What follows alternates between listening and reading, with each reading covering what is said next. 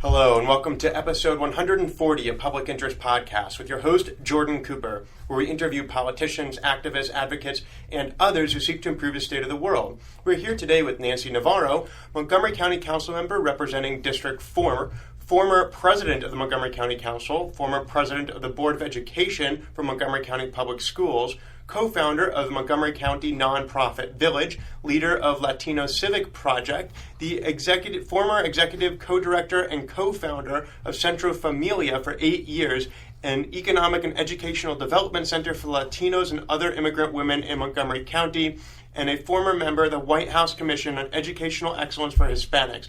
Nancy, thank you so much for joining us. How are you doing today? Doing very good, very good. Thank you for having me. Excellent. The first question I'd like to pose to you is, what are you currently doing, or what have you ever done to advance the public interest, and why?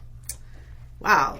So I think that, there are many levels. I think that you can advance the public interest. I think that for me, it really started when my oldest daughter, who's now 24, entered kindergarten. And it was very clear to me that it was going to be truly important to participate in the educational system in Montgomery County, but also look out for interests, especially of children of color and many immigrant moms who didn't speak English very well. And it sort of started that way. So I started doing a lot of mentoring and volunteering in that capacity. That led to the thought of creating this nonprofit organization to assist mostly Latino women to become licensed family child care providers, thinking of how that would help them economically, but also assist in preparing especially Latino children and other immigrant children to enter school ready to learn. We know that the academic achievement gap really is already present in kindergarten. So I feel like that was another way that I was seeking to advance public interest. And that led to an opportunity to run for the Board of Education for an appointment because there had been a resignation, thinking that I could then expand much more that universe of striving to make a difference and make a contribution. And then that led to the Montgomery County Council. I mean, once again, tragically, the council member that represented District 4, Maren Preisner, passed away. And I left this seat open, which I ran for, and then I was elected in 2009. And of course, now that expands the whole entire gamut, because at the Board of Education, you're very much focused on on educational policy. But obviously, Montgomery County Council is the council that has a very broad charter. There are 9 of us, and we can add or subtract to the almost $5.2 billion budget. We make all the land use decisions for the county. And of course, we are the legislative branch, so we pass laws. So now it's an opportunity to broadly contribute to all the issues that affect residents in this extraordinary county. So it sounds like you really were able to initially get involved in local politics through your child and as a business owner. Are those still identities that you hold today that you attempt to serve? I know you have been involved in the Latino Civic Project. Perhaps you can elaborate on that project and how you're using it to serve families and also immigrant families. Yeah, the entrepreneurial spirit is very much present, as we all know, in the immigrant community. My husband started his company in the basement of our home, and now it's a company that, employs over 150 folks. And when I launched Centro Familia, for me, that was also really, attempting to be entrepreneurial, because you're launching an organization from scratch and then you're employing folks, but you're also helping immigrant women become their own business owners. To this day, we also launched a network called Leonas, which was an association that still is functioning today. The Latino Family Child Care Association is still alive and well. Many of these women that went through Centro Familia are running their businesses still very successfully. So to me, that was a way of multiplying and offering the technical assistance, the mentoring, the training necessary for many of these women to become self-sufficient and to actually be able to employ others. The Latino Civic Project is a little bit different. In 2011, the boundaries of my district, redistricting occurred. And for the first time, I started representing an area that had a very high percentage of Latino residents. And that led me to recognize that, as long as I had been involved in public service, when I look out into the audience every time there's a public hearing, I don't necessarily see this community represented, right? Even when we're making decisions that directly affect Latino community, like ESOL services or any other kind of services that might be particular to that community, right. Barely ever do you see people involved. And it dawned on me that it really has everything to do with the lack of civic education, the basics. It's not that folks are not interested in participating or wouldn't want to come and share their opinion. Right. It's that they just didn't have the tools and just the ABCs of how do you get involved in a civic process in local government. And so I hired someone that I had actually hired through Centro Familia, believe it or not, who was really an organic organizer, and she developed a curriculum which we are imparting in Title I schools in my district, and we have seen an incredible rise in people participating in council hearings, in Board of Education hearings. I also, because I chair the Government Operations Committee of the council, have made proposals to structurally increase the way that we communicate with especially communities who are underrepresented. So now we have a bilingual Spanish-speaking communication specialist. We have another communication specialist that broadly addresses issues of the Asian community writ large. We have English subtitles on our screens if somebody comes and testifies in their language. If people let us know ahead of time, we have simultaneous interpretation. And this is to really allow and facilitate the participation of all members of all residents of the county in their local decision-making process. I'm wondering about the Latino community in Montgomery County. Many of them, and correct me if I'm wrong, may have been fleeing sites of civil unrest in Central and South America. And they came here as somewhat asylum seekers or political refugees fleeing violence. I'm wondering if any of those immigrants or immigrant families, perhaps the young people learning from the generation who actually immigrated, have some kind of fear of government, of state government, and of registering or of showing up, because perhaps maybe in Central America, if you showed up to a rally or something, you may get arrested and may disappear. So I'm wondering if that fear, that cultural background, may have contributed to any extent to people's lack of civic engagement in Montgomery County. And if that is a true hypothesis, how have you been able to overcome that? Yeah, well, that is an absolute fact. Okay, in the 1980s, we saw the rise, the increase in the Latino community in the metropolitan region from 1980 to the year 2010. It was a 700% increase. And it was obviously as a result of people fleeing the wars in Central America in the 1980s.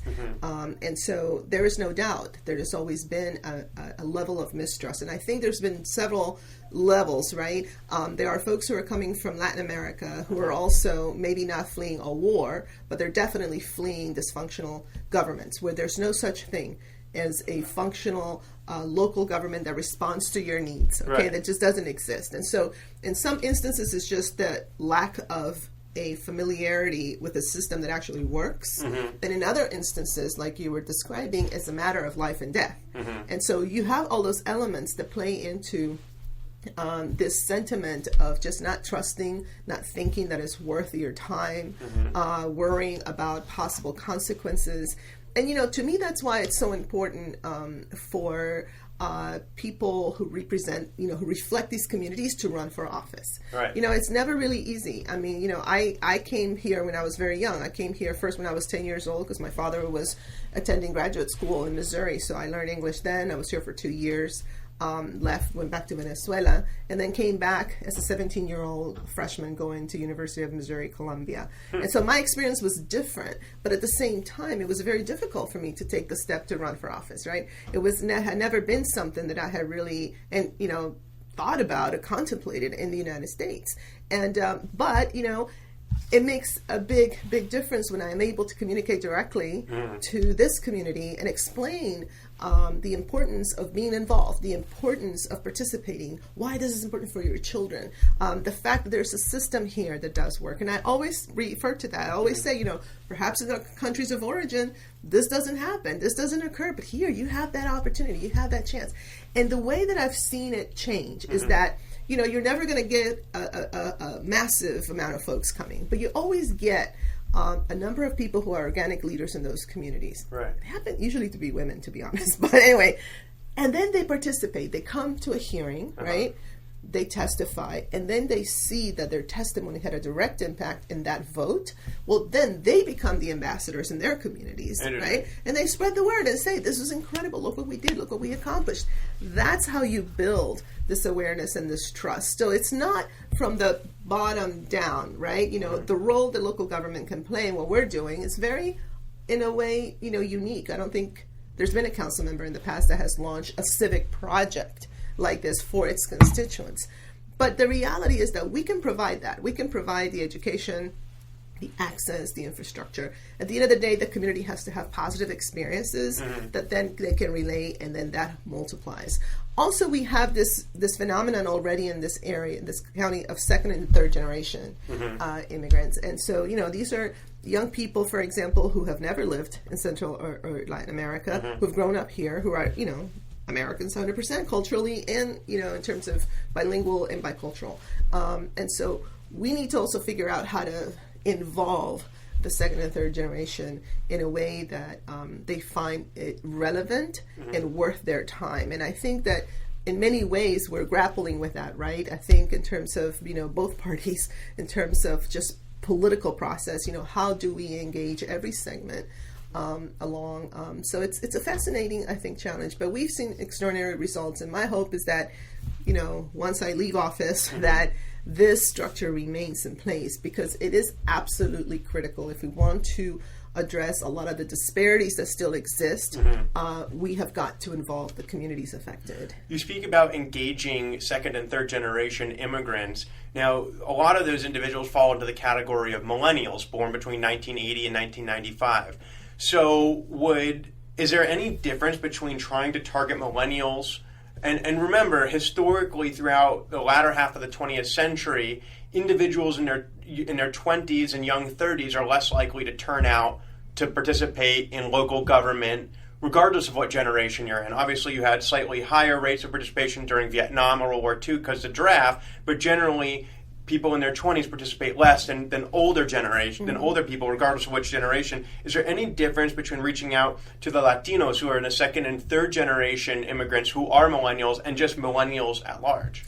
I would only say that the one thing that's interesting about the Latino community is sort of this really strong family cohesion. And so usually we send that message to the parents. When the parents are going through these civic meetings, or when we're working in the schools and we know that the children are there, or they're young adults, etc., we always say, you have got to bring your young millennial to vote. You've got to bring them out to these meetings. You need to make sure you tell them, and so it's a way also that it becomes a family tradition and family values. And I did that with my children. I mean, they're now 20 and 24, and ever since they were young, I would bring them to vote with me. I would explain things to them. And so I've seen how that just becomes sort of a family value that you hold dear. So that is really important, because if the parents are saying, hey, this is our country, we've got to participate. You cannot, just give up your right to vote like that. It makes a difference.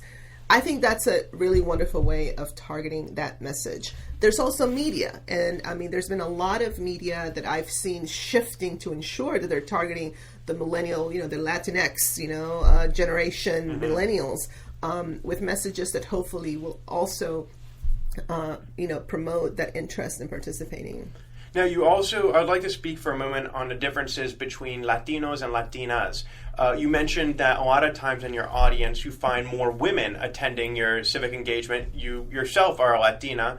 I'm wondering, perhaps that could make sense, or it could be counterintuitive, right? Are these women, who's making dinner? Who's taking care of the children? Are they bringing children to the event? Is the little appetizers in the beginning in lieu of dinner? Don't the women have jobs as well as the men? I mean, obviously, you don't want to stereotype, but if the majority of your audience is female, and of course you became a natural leader in your community through the PTSA and taking care of the children, the Parent Teachers Association, can you speak a little bit about why you may find Latina women perhaps becoming a little bit more involved more quickly than Latino men? It's a very good question, and I really have not spent too much time analyzing that, other than because my work with Centro Familia, of course, these were women who were becoming family childcare providers, mostly, and in the demographic breakup of childcare providers tend to skew to women. So there was that component. There was the sense that women really hold a very, I would say, important role in the household in this community in terms of decision making. But it is true that it's also counterintuitive, because there's always this stereotype, right, that Latino women are, shy and subservient and all this stuff. When in reality, pretty much they're constantly there leading the way. And they're constantly there leading the way for their children. I always say that, my father was, I guess, quite a feminist, even though I never thought about it, because I'm the oldest, and I was 17 when I decided to come to the United States by myself to go to college. And he was my biggest supporter. My mother was having, a conniption, but my dad was my biggest supporter. And it was, they raised 3 daughters and a son, but they raised us to believe and know that you can just achieve anything, that you're not better or less, than anybody. And so I don't know. There is an interesting dynamic there, and I think that a lot of women get involved because of the school and education of their children, right? And then naturally from there they start realizing that there are other policy decisions that affect the quality of life of the family, right? So after, they kind of deal with education, they start saying, but wait a second, what about there's trash in my neighborhood. How can we get rid of that? There's not enough transportation. There's not enough after school activities. What about the recreation centers in my area? And so then all of a sudden, you start seeing the widening of interest areas. And I think that's really awesome. So however we get into many of these communities, I'm fine. Doesn't mean that we don't have men participating. We do. Yeah, of course. But the majority seem to be women right now. So you mentioned that one key element of getting Latinos and Latinas involved in local government is showing that they can be effective, that their voice actually matters, that when they come and testimony, and that testimony actually shifts a vote on a piece of legislation,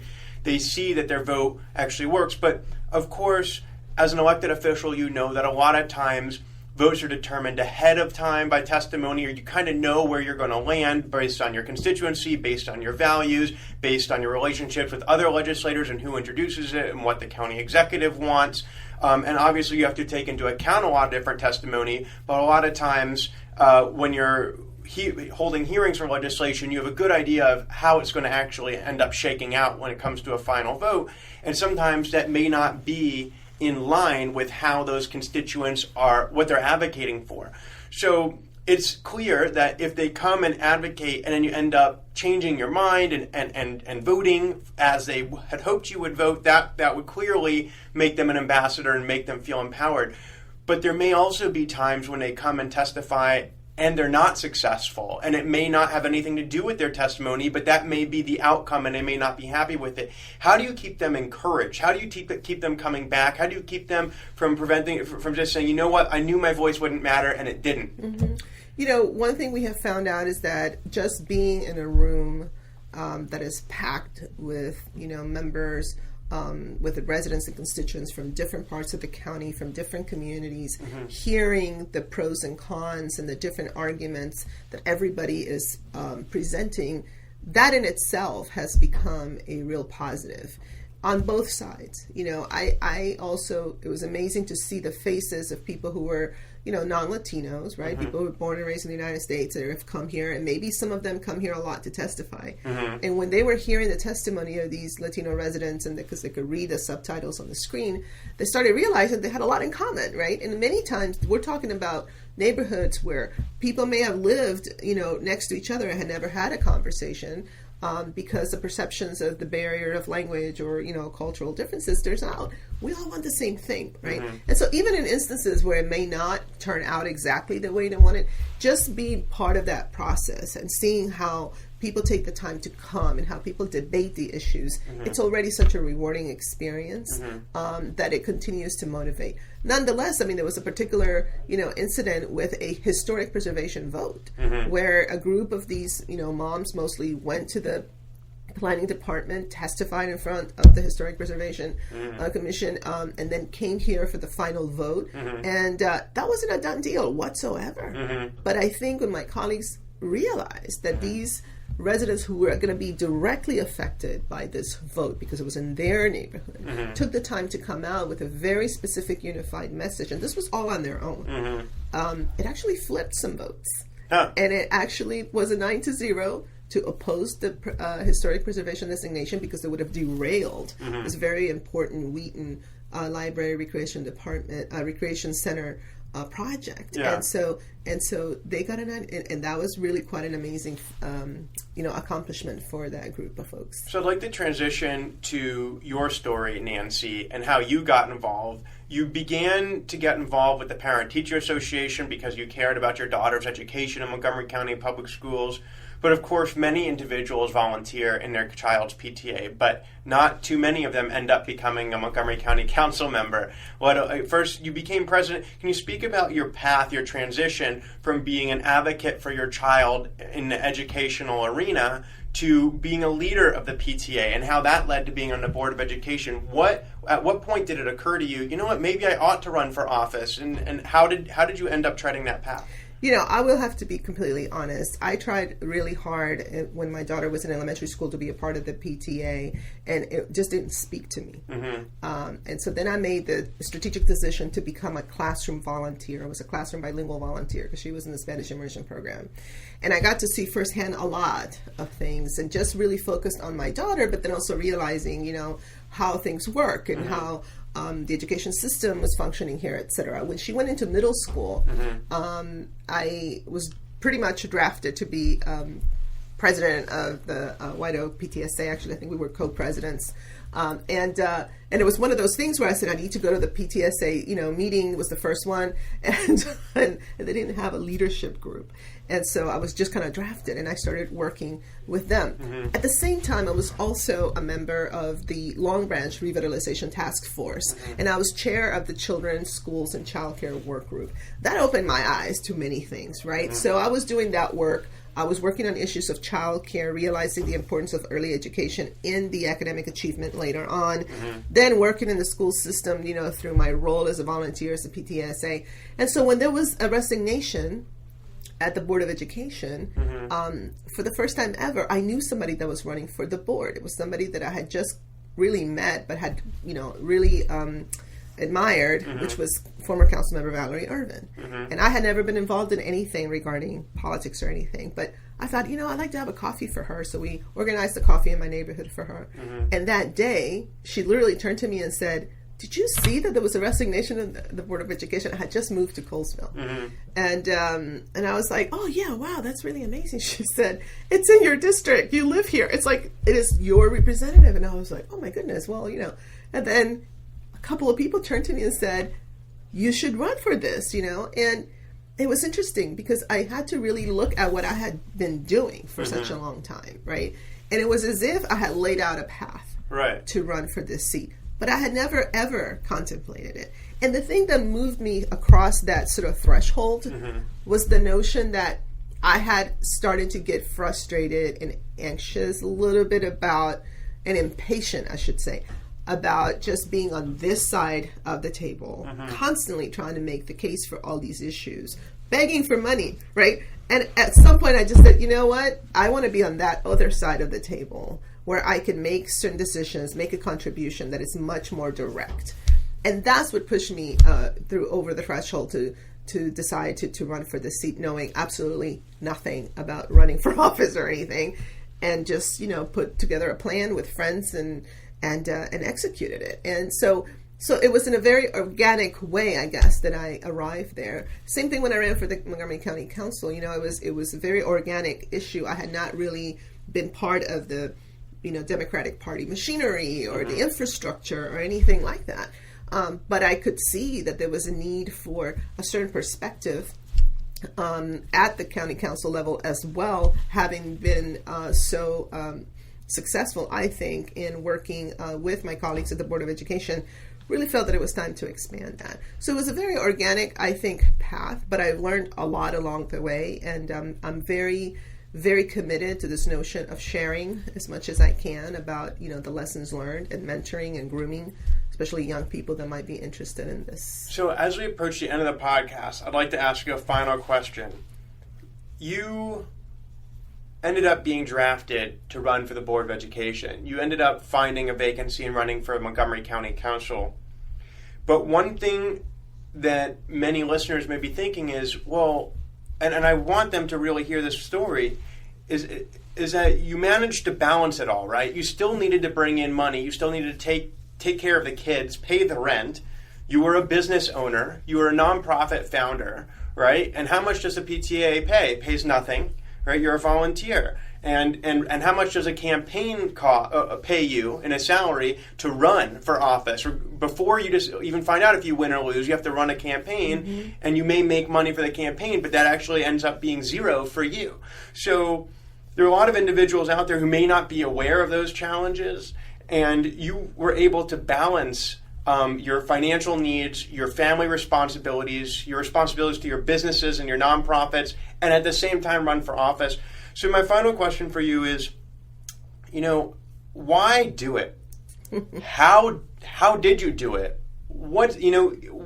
Oftentimes many individuals say, well, there's so many other people out there that could do it. Why did you decide that it would fall to you, right? Given how much you would have already had on your plate that you would have to balance. And then at the end of the day, what do you hope that narrative will leave? What will it impart upon your constituency? What will be your legacy? If Nancy did it, maybe I can do it, says a 6-year-old girl in elementary school. So why? And what's the legacy? How I did it, I would have to say that I have an extraordinarily supportive husband. That was everything, because there were definitely moments where obviously financially I was not bringing any money to the family, and so we had to tighten our budgets, and he had to say to me, I support you 100%, let's do this, we can do this. But it's not easy, and you're absolutely right, and and raising children and taking on this, and also as like the first, right, like the first Latina that ran for the Montgomery County Council. I think I was the first one on the Board of Education who was president 2 years in a row. And so being the first, it adds another layer of responsibility as an elected official, because there are so many things that I have to find a way to articulate, and not be accused of being, she's the Latina council member, only cares about those issues, right? And at the same time broaden, the level and the scope of doing this job and doing it well, while staying true to the fact that there are communities who have been underrepresented and who are still affected by major disparities. So there's another balancing act that you have to play. And I have been very, very strict about that, about the notion that I represent all the residents of District 4, and I strive to do a really good job.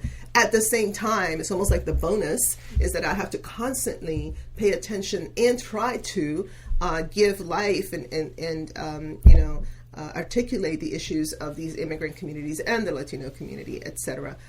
So it's a lot to balance, there is no doubt. But the thing that motivated me was the notion that I do have 2 daughters, and that, as an immigrant, when you are here, you are so appreciative of this country and everything that it has given you as your home, that for me it was about to give back. It's what my parents instilled in me, that you always give back, that you always do your best. And that's what really motivated me. I hope that by sort of breaking this, path forward, that there will be other, young or whatever, women of color that see themselves reflected and say to themselves, I think I can devise a plan to do this, because I also have something to contribute and something to bring to the table, especially as we've seen our county change so dramatically, the country change so dramatically. We have got to make sure that our leaders reflect our communities and that they can give voice to distinct issues as well, because if not, eventually we're all going to be affected by those issues that do not get addressed. So I think that's what motivated me, and I'm hoping to do another term, and then I'm not sure, I think I may want to then be on the other side again, but just helping, push forth and push for the narrative of why it is important, hopefully help others who want to run help articulate certain messages and continue to be involved, but not necessarily having to be the elected official up in front all the time.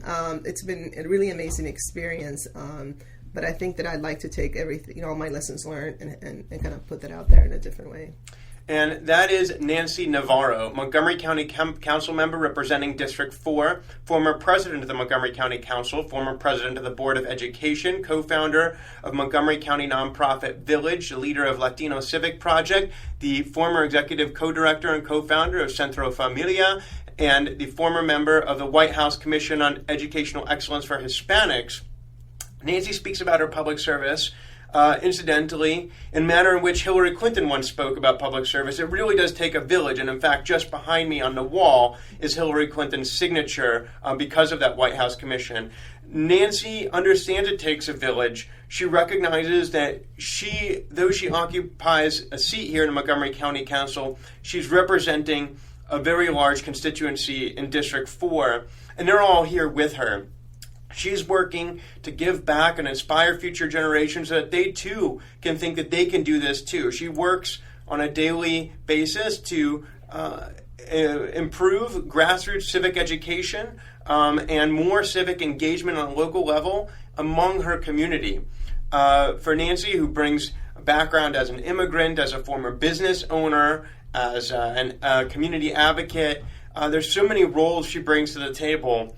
And at the end of the day, what she's hoping to do is create more civic engagement, a more inclusive civic community in which self-governance rules, and the direction of Montgomery County, from its schools to its trash collection, is really driven by the community that it serves. So Nancy, I'd like to thank you so much for joining us today. Thank you very much for having me. This has been great. And this has been episode 140 of Public Interest Podcast with your host, Jordan Cooper, where we interview politicians, activists, advocates, and others who seek to improve the state of the world. Please remember to subscribe at publicinterestpodcast.com. Listen on iTunes, your podcast app, Stitcher, SoundCloud, Blueberry, Player FM, Facebook, Twitter, and LinkedIn. Should you wish to leave a message for Nancy, you can call 240-630-0380, and that voicemail will be emailed to her. Thank you so much for joining us, and we'll talk to you next time.